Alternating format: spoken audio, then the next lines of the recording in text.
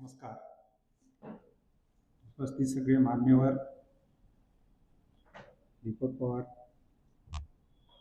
यांचा मी आभारी आहे. एका कार्यक्रमात काही महिन्यांपूर्वी त्यांनी मला म्हणजे ते तिथे आले आहेत हे मला माहिती नव्हतं आणि ते मला म्हणाले की मुलांचा कार्यक्रम होता. ते म्हणाले की तुम्ही मुलांसाठी बोललं पाहिजे आणि पुढच्या 6 महिन्यात त्यांनी मला इथं बोलावलं. बघा, इथे येताना एक कल्पना केली होती की बरेच विद्यार्थी येतील आणि त्यांच्यासमोर मला बोलावं लागेल. काही हरकत नाही, पण इथे 12वी झालेले विद्यार्थी असतील, पदवीच्या वर्गातले असतील, पालक असतील, तर त्यांच्यासाठी मी एक असा विषय तयार करून आलेलो आहे की आपण सगळ्यांना प्रश्न पडतो की 12वी नंतर काय करायचं, पदवी नंतर काय करायचं, पदवी पोस्ट ग्रॅज्युएट नंतर काय करायचं, PhD नंतर काय करायचं. हे प्रश्न पालकांना, विद्यार्थ्यांना आणि शिक्षकांना सुद्धा कायम पडत आलेले आहेत. गेले 30-35 वर्ष आता यांनी सांगितल्याप्रमाणे मी सातत्याने करिअर गायडन्सवर महाराष्ट्रातल्या जवळपास सगळ्या महत्त्वाच्या वर्तमानपत्रात लिहिलेलं आहे, सांगत असतो, बोलत असतो. तरी सुद्धा पुढे काय हा प्रश्न पालक आणि विद्यार्थी यांना सारखा पडतच असतो. काही दिवसांपूर्वी मुंबईतल्याच एका अशा करिअर गायडन्सच्या कार्यक्रमात मला बोलवण्यात आलं होतं. तर त्यावेळी मी 1-2 प्रश्न मुलांना आणि जमलेल्या पालकांना विचारलं होतं. म्हणजे मुद्दा असा होता की आपल्या हिताची जाणीव मुलांना आणि पालकांना कितपत आहे हा मला समजून घ्यायचा होता. माझा प्रश्न होता की इथे जमलेल्या मुलांनी CUET, UG किंवा PG ही परीक्षा दिली आहे का? आणि मी दुसरा प्रश्न विचारला होता की 21 डिसेंबर 2025ला कोणत्या राष्ट्रीय संस्थेची परीक्षा झाली? तर या प्रश्नाचं उत्तर काही मला इथे जमलेल्या एकाही विद्यार्थ्यांनी किंवा पालकांना देता आलं नाही. म्हणजे इथे कोणाला जर माहिती असेल की CUET, UG म्हणजे काय किंवा PG म्हणजे काय किंवा 21 डिसेंबर 2025ला कोणती परीक्षा झाली होती, माहीत असेल तर चांगलंच आहे. म्हणजे मी प्रश्न विचारत नाही, मला तुमच्या ज्ञानाची परीक्षा घ्यायची नाही. मुद्दा असा आहे की आपल्या हिताच्या ज्या गोष्टी असतात त्या सुद्धा आपल्याला माहिती नसतात. 21 डिसेंबर 2025ला नॅशनल इन्स्टिट्यूट ऑफ डिझाईन ही भारत सरकारने स्थापन केलेली जगातल्या सर्वोत्कृष्ट डिझाईन संस्थांपैकी एक संस्था आहे. जगामधल्या पहिल्या 10 संस्थांमध्ये या संस्थेचा समावेश होतो. या संस्थेची पदवी आणि पदव्युत्तर पदवीसाठी या वर्षीचा जो शैक्षणिक सत्र आहे त्याच्यासाठीची परीक्षा झाली. आता ह्या ज्या नॅशनल इन्स्टिट्यूट ऑफ डिझाईनचे जे कोर्सेस आहेत ते 12वी नंतरच्या कोणत्याही शाखेतल्या मुलाला करता येतात आणि पोस्ट ग्रॅज्युएशनचे कोर्सेस आहेत ते कोणत्याही शाखेतल्या पदवीधराला करता येतात. या अभ्यासक्रमांचं महत्त्व इतकं आहे की तुम्हाला किंवा मराठी मुलांना या अभ्यासक्रमांना जर प्रवेश मिळाला तर त्याचं उत्कृष्ट करिअर हे घडतं. पण दुर्दैवाने गेल्या अनेक वर्षामध्ये अगदी बोटावर मोजता येतील इतकी मुलं या नॅशनल इन्स्टिट्यूट ऑफ डिझाईनच्या अभ्यासक्रमांना गेलेली आहेत. त्याचं कारण म्हणजे आपल्याला याची माहिती नसते. आता CUET, UG किंवा PG इथे बसलेल्या माहिती आहे का एखाद्या जणाला तरी, एखाद्या मुलाला सांगू शकाल का? ठीक आहे. तर CUET म्हणजे common university entrance examination, UG म्हणजे अंडर ग्रॅज्युएट आणि PG म्हणजे पोस्ट ग्रॅज्युएशन. आपल्या देशामध्ये 48 सेंट्रल युनिव्हर्सिटीज आहेत ज्या भारत सरकारच्या अखत्यारीत येतात आणि त्याला भारत सरकारने उत्कृष्ट शिक्षण संस्थांचा दर्जा दिलेला आहे. म्हणजे त्यामध्ये सर्वोत्कृष्ट प्राध्यापक आहेत, चांगल्या वाचनालय आहेत, चांगले प्लेसमेंट सेल आहेत आणि 12वी नंतर का पदवीनंतर नेमके कोणते कोर्सेस करावे हा जो प्रश्न पालकांना, मराठी पालकांना पडलेला असतो तर त्या सगळ्या प्रश्नांचं उत्तर या युनिव्हर्सिटीजमध्ये आहे. ही परीक्षा गेल्या 5-6 वर्षापूर्वी सुरू झाली. ही परीक्षा जर 12वीतल्या मुलांनी दिली तर त्याला भारतातल्या या 48 युनिव्हर्सिटीपैकी 8 ते 10 महत्त्वाच्या अभ्यासक्रमांना प्रवेश मिळू शकतो. पोस्ट ग्रॅज्युएशनच्या अशाच 8 ते 10 अभ्यासक्रमांना प्रवेश मिळू शकतो. आणि ही परीक्षा मराठीत सुद्धा देता येते. भारतातल्या 13 भाषांमध्ये ही परीक्षा देता येते आणि मराठीत सुद्धा देता येते. पण आपली अनास्था इतकी आहे की आपण ही मुळात तिकडे बघतच नाही आणि जे बघतात ते मराठीत परीक्षा देत नाही. पवारसाहेबांसाठी हा एक मुद्दा महत्त्वाचा आहे की मराठीसाठी ते इतके जीव तोडून प्रयत्न करतात, पण आपली मुलंच समोर येत नाही. गेल्या वर्षीचा जी सांख्यिकी आहे ती सांगते की गेल्या वर्षी या CUT UG आणि PGला सगळ्यात जास्त मुलं ही उत्तर प्रदेश आणि बिहारची बसली होती. आपण महाराष्ट्रातली मुलं म्हणा किंवा मुंबईतली मुलं म्हणा, पालक म्हणा, त्या 2 राज्यांपेक्षा अधिक स्मार्ट समजतो, जागरूक समजतो आणि त्या 2 राज्यांना सतत वेगवेगळ्या पद्धतीने हिनवत राहतो किंवा वाईट साईड बोलत राहतो. पण शैक्षणिकदृष्ट्या ते आपल्यापेक्षा जागरूक असल्याचं ह्या परीक्षांवरून दिसून येतं. असो, तर या ठिकाणी जे पालक आहेत किंवा विद्यार्थी आहेत त्यांनी यंदा जे 12वी त्यांच्या आजूबाजूची मुलं असतील, त्यांची मुलं असतील जी परीक्षा देणार आहेत पुढच्या वर्षीचे, त्यांनी हा CUT UGचा जो पर्याय आहे तो त्यांच्या मनात आणि डायरीमध्ये नमूद करून ठेवायला पाहिजे. पुढच्या 3-4 महिन्यामध्ये याची जाहिरात येईल, त्याचं तुम्ही अर्ज भरा आणि या परीक्षा तुम्ही द्या. तुमच्या मुलाचं उत्तम करिअर UGमध्ये असेल किंवा पोस्ट ग्रॅज्युएशन असेल तर नक्की होईल. गेल्या वर्षी मुंबईमध्ये भारत सरकारने Indian institute of creative technology या संस्थेची स्थापना केली. आपल्यापैकी किती जणांना याची माहिती आहे? जर माहिती असेल तर एखाद्याने हात वर करावा. ही अत्यंत महत्त्वाची अशी घटना आपल्या देशामध्ये घडली. महत्त्वाची संस्था स्थापन झाली आणि या संस्थेच्या उद्घाटनासाठी आपले पंतप्रधान नरेंद्र मोदी मुंबईत आले होते. आता ही जी संस्था आहे ही IIT आणि IIMचा जो दर्जा आहे याच्या तोडीस तोड करण्याचं भारत सरकारने ठरवलं. या संस्थेला गुगल, मायक्रोसॉफ्ट, ॲपल, इनविडिया अशासारख्या संस्थांनी सहकार्य केलं. याच्यामध्ये काय शिकवलं जातं? Animation, gaming, comics, visual effect, extended reality हे जे सध्याचे जे विषय आहेत याला जगामध्ये प्रचंड मोठ्या प्रमाणावर मागणी आहे आणि जितकी मागणी आहे तितके या विषयातले तज्ज्ञ कमी प्रमाणात मिळतात. हे भारत सरकारने किंवा नरेंद्र मोदी साहेबांनी अचूक ओळखलं आणि ह्या अत्यंत महत्त्वाच्या इन्स्टिट्यूटची स्थापना त्यांनी मुंबईत केली. पण दुर्दैवानं असं आहे की आपली मराठी मुलांना या संस्थेबद्दल फारशी माहितीच नाही. यंदा त्यांचा पहिला अभ्यासक्रम सुरू झाला, पण त्याला अल्प प्रमाणात मराठी मुलांनी प्रतिसाद दिला. त्याच्यासारख्या जाहिराती येत आहेत, सगळ्या मोठ्या वर्तमानपत्रात जाहिराती येत आहेत, तुमच्या मोबाईलवर त्या जाहिराती येतात. तरीसुद्धा आपली मुलं तिकडे जात नाही, पालक तिकडे लक्ष देत नाही. हे 2 वर्षाचा 1 वर्षाचे अभ्यासक्रम आहेत आणि ते कोणत्याही शाखेतल्या विद्यार्थ्यांना मुलांना करता येतात आणि कौशल्य प्रदान करणारे अभ्यासक्रम आहेत. अभ्यासक्रम केले की तुमचा मुलगा नक्की उत्तम नोकरी त्याला मिळू शकते.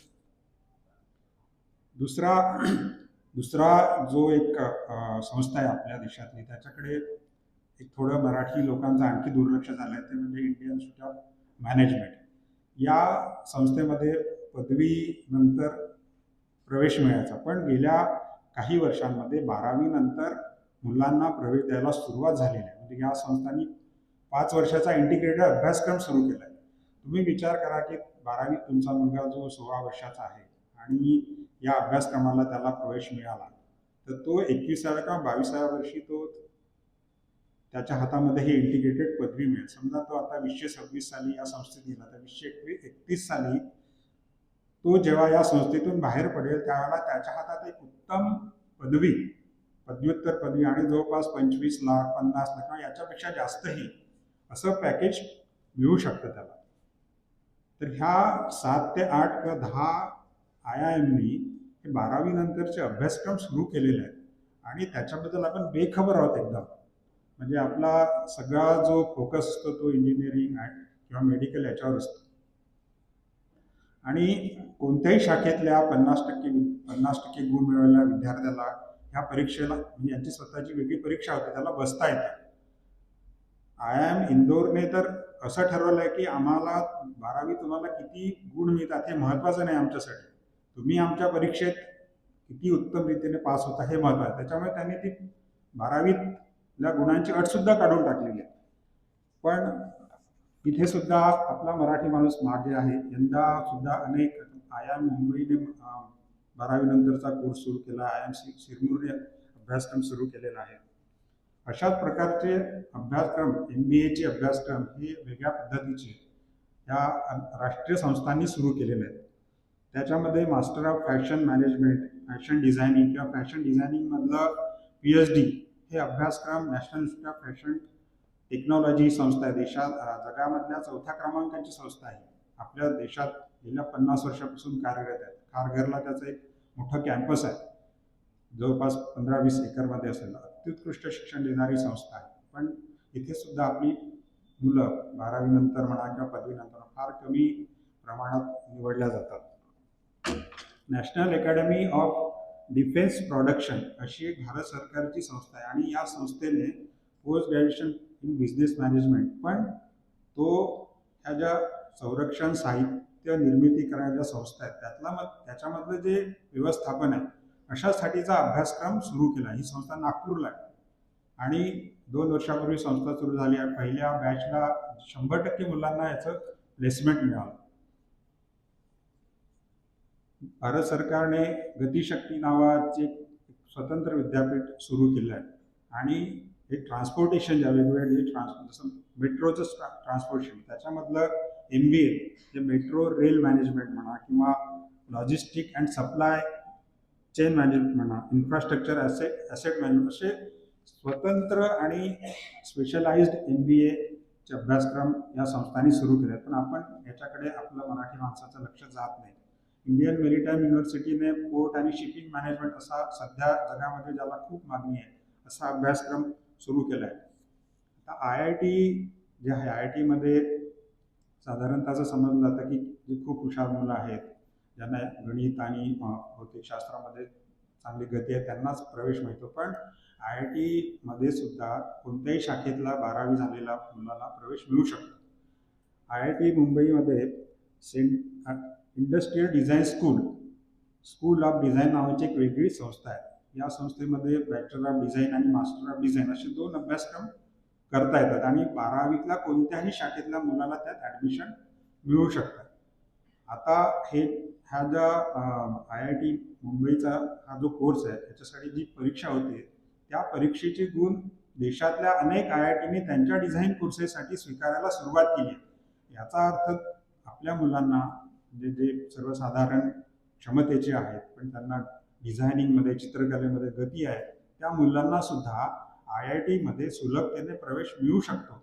अशा पद्धतीने आपण IIT सारख्या दर्जेदार संस्थेमध्ये जाण्याचा प्रयत्न मुलांनी करायला हवा आणि पालकांनी, शिक्षकांनी, प्राध्यापकांनी आपल्या मुलांना ते सांगायला पाहिजे. आता हे 12वी नंतर जसं IITमध्ये प्रवेश मिळतो त्याचबरोबर पदवी घेतल्यानंतर सुद्धा अनेक IITs आणि NIT नॅशनल इन्स्टिट्यूट ऑफ टेक्नॉलॉजीनी आता मानवशास्त्र आणि कलाशास्त्रातले पदव्युत्तर पदवीचे अभ्यासक्रम सुरू केलेले आहेत. जसं आता IIT मद्रासने MA in development studies, MA in economics, MA in English studies हे अभ्यासक्रम सुरू केलेले आहेत. दिल्ली IITने MA in culture, society and thought असे अभ्यासक्रम सुरू केले आहेत. हे अभ्यासक्रम केल्यानंतर तिथल्या प्लेसमेंट सेलच्या मार्फत या मुलांना उत्तमोत्तम संधी दरवर्षी मिळत असतात.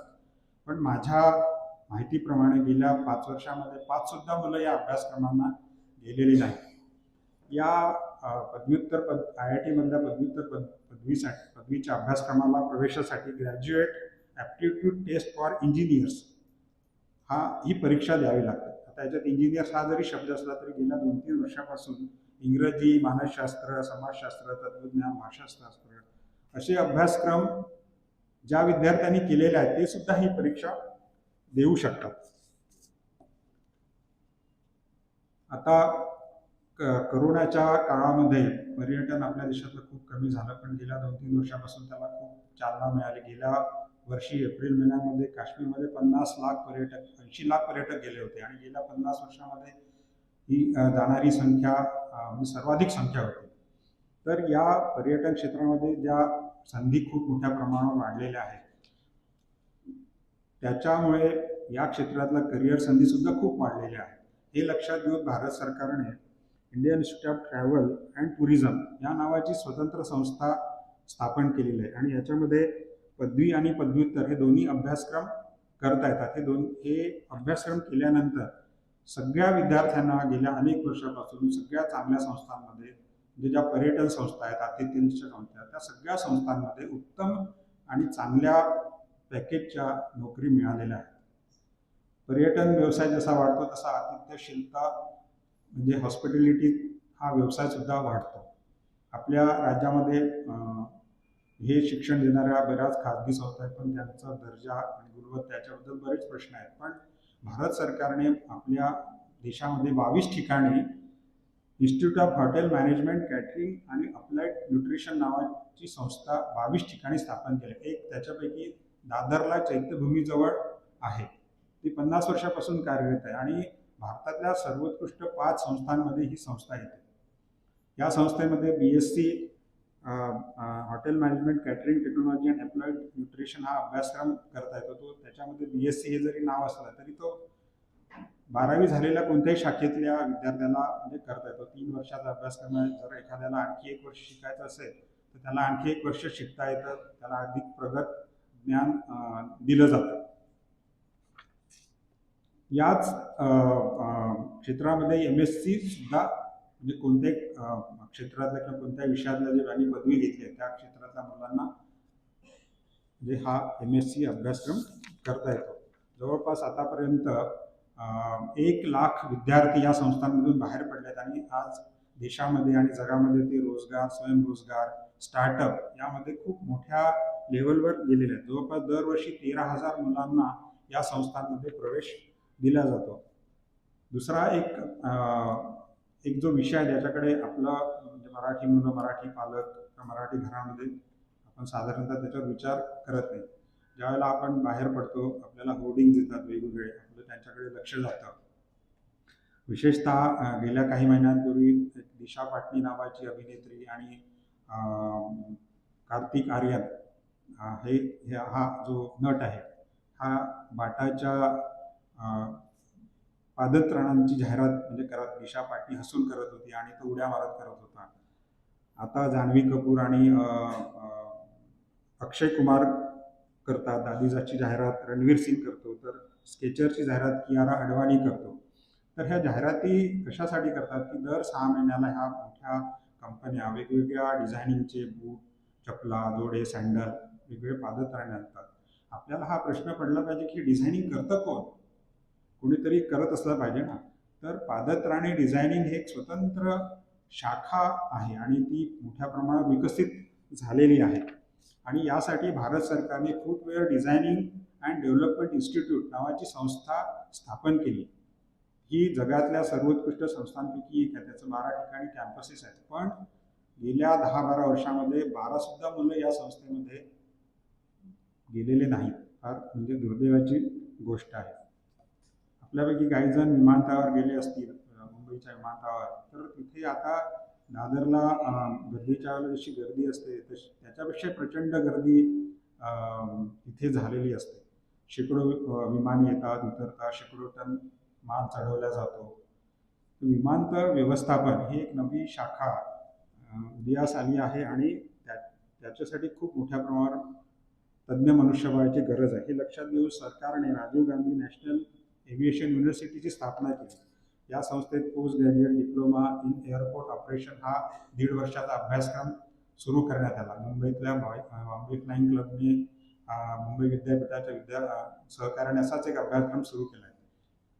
जर हे अभ्यासक्रम आपल्या मुलांनी केले तर या मुलांना चांगल्या करिअरच्या संधी तात्काळ मिळू शकतात.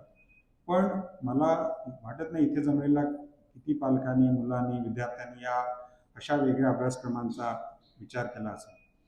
तर हे काही काही संस्था झाल्या, काही अभ्यासक्रम झाले, तर या अभ्यासक्रमांमध्ये आपलं करिअर 100% घडवण्याची क्षमता आहे. पण आपली मराठी मुलं, मी मध्येच सांगितलं की अभावानेच जातात. त्याचं कारण म्हणजे आपली अनास्था. या सगळ्या संस्था दर्जेदार आहेत, उच्च प्रशिक्षित प्राध्यापक आहेत, तिथे चांगल्या वसतिगृह आहेत आणि या सगळ्यांना नॅशनल इम्पॉर्टन्स म्हणजे महत्त्वाच्या शैक्षणिक संस्थांचा दर्जा भारत सरकारने दिलेला आहे. त्याच्यामुळे राज्य शासनाच्या शिष्यवृत्ती म्हणा किंवा भारत सरकारच्या शिष्यवृत्ती म्हणा या सगळ्यांना मिळतात.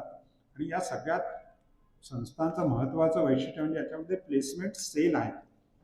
याचा अर्थ असा आहे की जेव्हा तुमचा मुलगा किंवा आपला विद्यार्थी हा पदवीच्या किंवा पदव्युत्तर पदवीच्या शेवटच्या वर्षाला असतो किंवा शेवटच्या सेमिस्टरला असतो, त्यावेळेला या संस्थांमध्ये भारतातल्या सगळ्या महत्त्वाच्या ज्या कॉर्पोरेट्स आहेत, कंपन्या आहेत, संस्था आहेत, ह्या प्लेसमेंटसाठी येतात आणि विद्यार्थ्यांच्या बुद्धिमत्तेप्रमाणे म्हणा किंवा गुणवत्तेप्रमाणे म्हणा प्रत्येकाला चांगली संधी मिळत असते.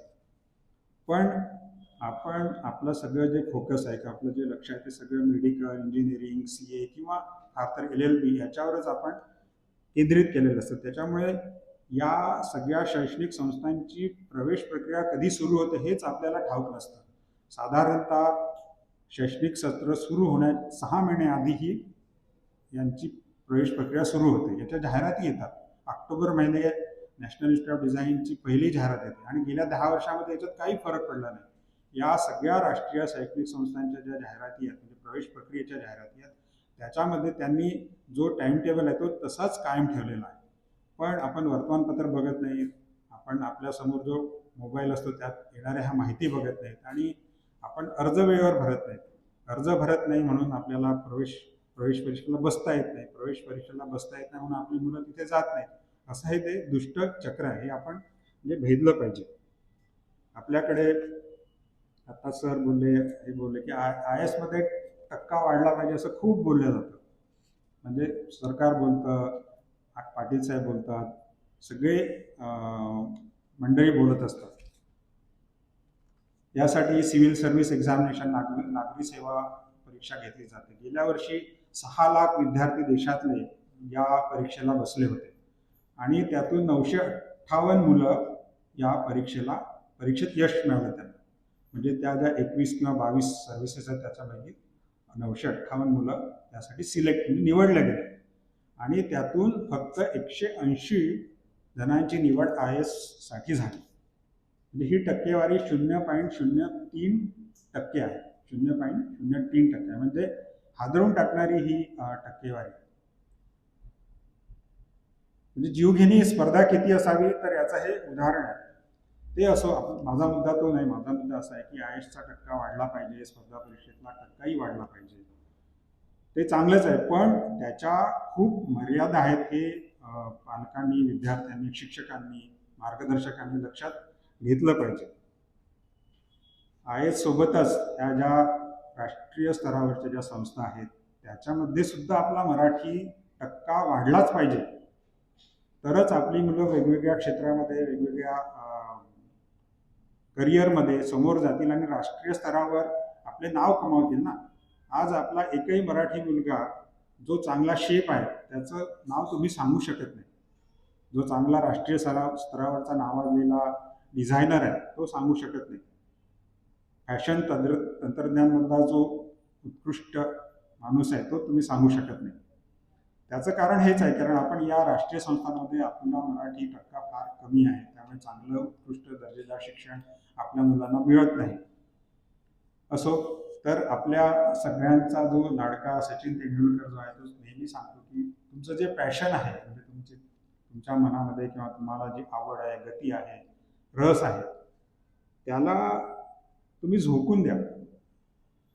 तसंच तो चेन्नईचा एक लिदियन नादस्वरम नावाचा एक मुलगा आहे. तुमच्या म्हणजे मुला जिथे 22 वर्षाची मुलं आहेत त्या वयाचा मुलगा आहे तो जगातल्या सर्वोत्कृष्ट पियानो वादक जे आहेत त्यांच्यापैकी एक आहे. त्याला ए आर रहमान भारताचा म्युझिक इंडस्ट्रीचा अँबॅसेडर म्हणतो. तो सुद्धा म्हणतो की तुम्ही तुमच्या पॅशनला फॉलो करा, जे तुम्हाला रस आहे त्याच्यामध्ये तुम्ही झोकून द्या. दुसरा एक असाच क्वचित एक निहाल राज नावाचा मुलगा राहतो तुमच्यापेक्षा, म्हणजे जे 17-18 वर्षाचा असेल तो. तर याला लहानपणी स्वयंपाकघरात लुडबुड करायची सवय होती, पण आपल्याकडे जर असं करायला लागलं तर आई बाबा त्याला हाटहूट करतात, पण त्याच्या आईबाबांनी त्याला तसं केलं नाही, त्याला प्रोत्साहन दिलं. त्याची ती आवड बघून त्याला सतत ते प्रेरणा देत राहिले. आणि आज बघा, हा निहाल राज लिटिल शेफ किचा म्हणून जगभरात प्रसिद्ध आहे. त्याचं किचा यूट्यूब चॅनल खूप प्रसिद्ध आहे. तुम्ही आता सुद्धा माझं निवेदन संपल्यानंतर तुम्ही बघू शकता. तर अशा अशा ज्या प्रेरणादायी कथा ज्या आहेत त्या आपलं मुंबईचं जे टाइम्स ऑफ इंडिया आहे त्याच्यामध्ये अनस्टॉपेबल 21 असा नावाचा एक उपक्रम ते राबवतात. किती जणांना हे माहिती आहे अनस्टॉपेबल 21? तर ह्या उपक्रमामध्ये देशातल्या अशा या 21 वर्षांच्या आजची जी मुलं मुली आहेत त्यांचा ते शोध घेतात, त्यांनी नेमकं काय केलं आहे त्याची माहिती देतात, आणि ह्या सगळ्या प्रेरणादायी कथा त्यामध्ये येतात. मला सुद्धा या कथा तिथूनच म्हणजे मी मिळवल्या आणि तुमच्यापर्यंत सांगितल्या. तर ह्या कथा ज्या सांगतात की ज्यामध्ये तुम्हाला म्हणजे मुलांना गती आहे, रस आहे, त्यात जर तुम्ही झोकून दिलं आणि तुम्ही प्रयत्न केले किंवा तुमच्यातलं जे स्पेशल गुण आहे त्याला तुम्ही ओळखलं आणि त्यात झोकून दिलं तर यशस्वी किंवा यश जे आहे ते तुम्हाला नक्कीच मिळू शकतं. मला या ठिकाणी बोलावलं याच्याबद्दल मी पवार साहेबांचा ऋणी आहे. आणि मी इथे उपस्थित जमलेल्या सगळ्या पालकांना, विद्यार्थ्यांना आणि सगळ्या उपस्थितांना माझी विनंती आहे की मी जे काही सांगितलं आहे त्याचा तुम्ही नक्की विचार करा. तुमच्या घरी कोणी आजूबाजूला असेल त्यांना सांगा. आपला एक जरी मुलगा या संस्थांमध्ये दरवर्षी गेला तरी मी जे काही बोललो ते माझं सार्थक लागेल असं मला वाटतं. धन्यवाद.